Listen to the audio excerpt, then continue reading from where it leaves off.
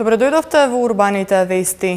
Од 13 до 15 јули ќе се одржува галичка свадба. Со оваа вест ги започнуваме денешните вести. Останете со нас. 5 сервисни станици за велосипеди поставени во Скопје. Прв фестивал на лубеницата се одржа во општина Бутел. Од 13 до 15 јули галичка свадба. Младоженци се Тања Липческа и Златко Димовски. Иницијатива за основање младински културен центар во аеродром. 5 сервисни станици за поправка на велосипеди се поставени на 5 локации низ градот, кои ќе им послужат на велосипедистите да го сервисираат својот велосипед доколку имаат потреба. Од градот информираат дека намалувањето на сообраќајниот метеж, а со тоа и намалувањето на загадувањето на воздухот, се предизвици со кои се соочуваат сите големи градови во светот.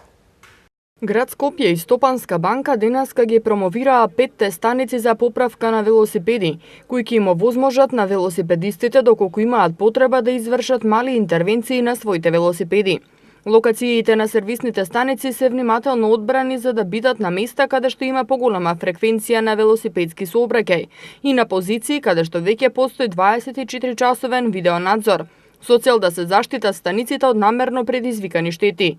Сервисните станици за велосипеди се поставени на бензинските станици Макпетрол, на булевар Партизански одреди кај раскрсницата со булевар 8 септември, кај транспортниот центар и на излазот на Скопје кај автокоманда, на бензинската Окта на булевар Србија и пред инфоцентарот на град Скопје во градски парк.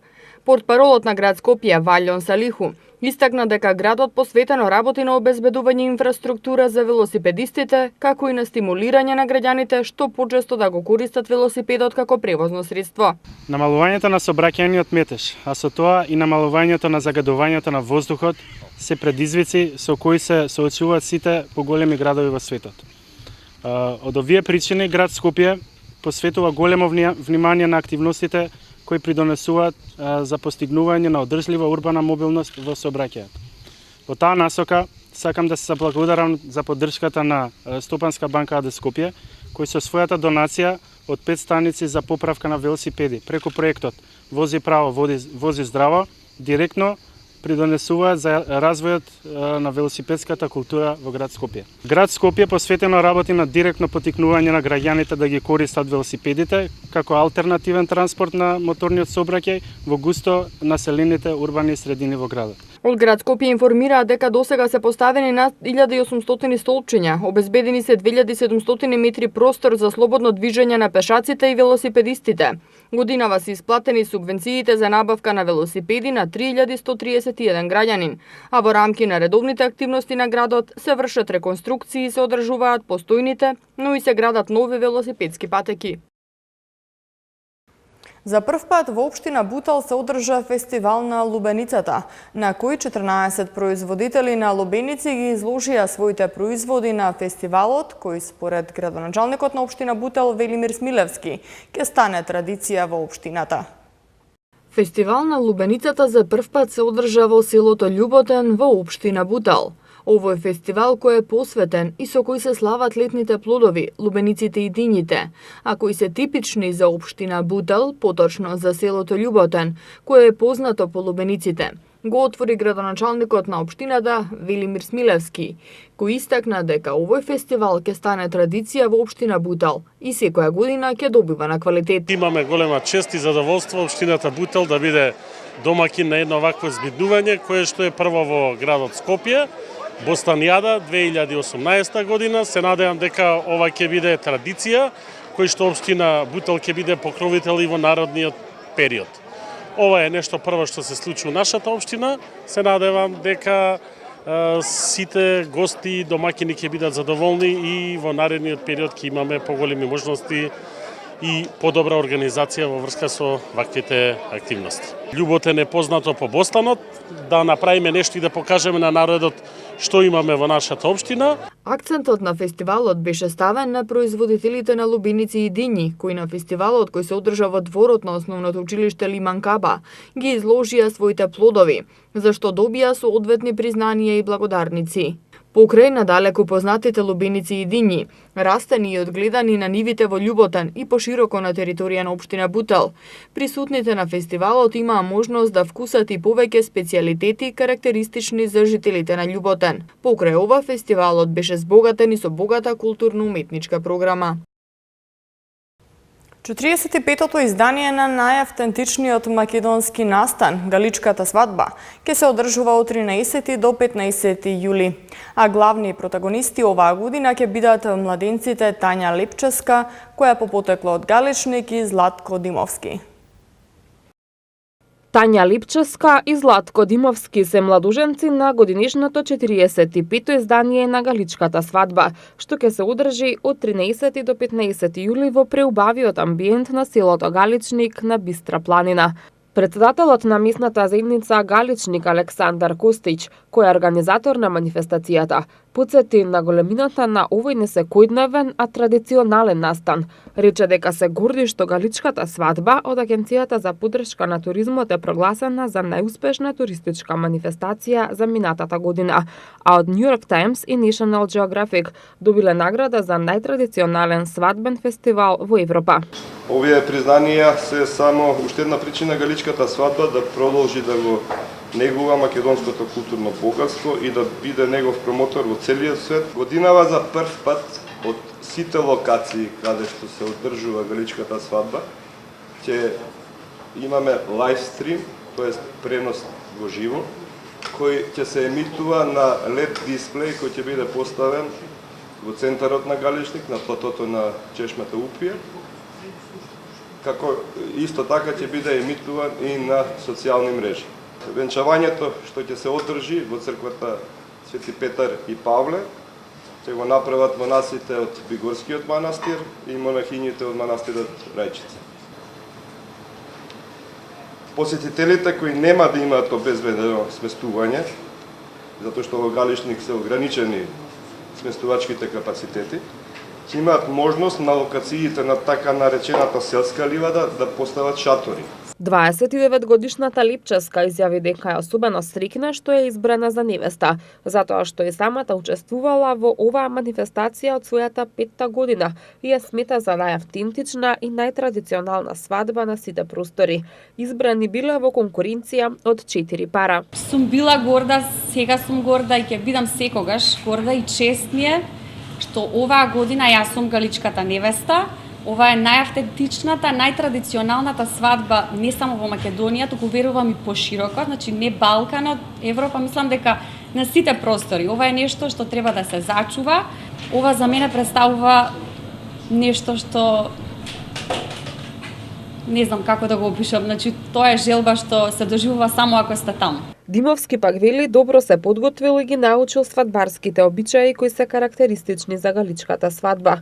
Двајцата работат во приватни компании и живеат во Скопје. Голема чест и задоволство ми е што ќе видам 45-тиот Галички зет на една од најголемите македонски манифестации, далеку позната не само во Македонија и широм светот.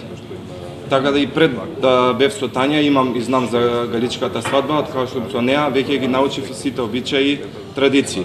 Свадбарските обичаи ќе започнат во сабота на 14 јули со поставување на свадбарското знаме, а судбоносното да ќе го кажат во храмот Свети Апостол Петар и Павле в недела. Посетителите ќе можат да проследат над 30 обичаи кои што ќе се изведуваат за време на свадбарските денови.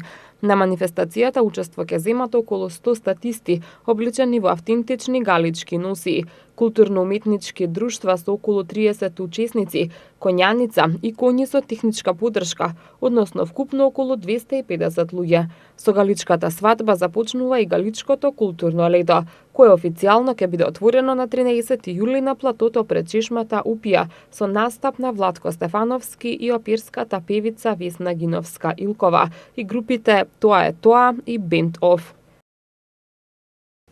Млади луѓе активно работат на иницијатива за основање младенски културен центар во Аеродром, кој се планира да биде составен од 5 клуба. Од општина Аеродром информираат дека ги поддржуваат ваквите иницијативи и ги охрабруваат младите активно да учествуваат во креирањето на културниот живот. Група млади луѓе кои се дел од програмата за локален младински активизам на Младите можат, активно работат на иницијативата за основање младински културен центар СЛАП во општина Аеродром. Центарот се планира да биде составен од 5 клуба кои ќе бидат активни во областите драма, поезија и проза, музика, фотографија и сликање. Со цел да се поттикнат младите директно да земат учество во оваа иницијатива. Неодамна се одржа еднодневна креативна работилница во основното училиште Александар Македонски на тема Боите на мојот свет.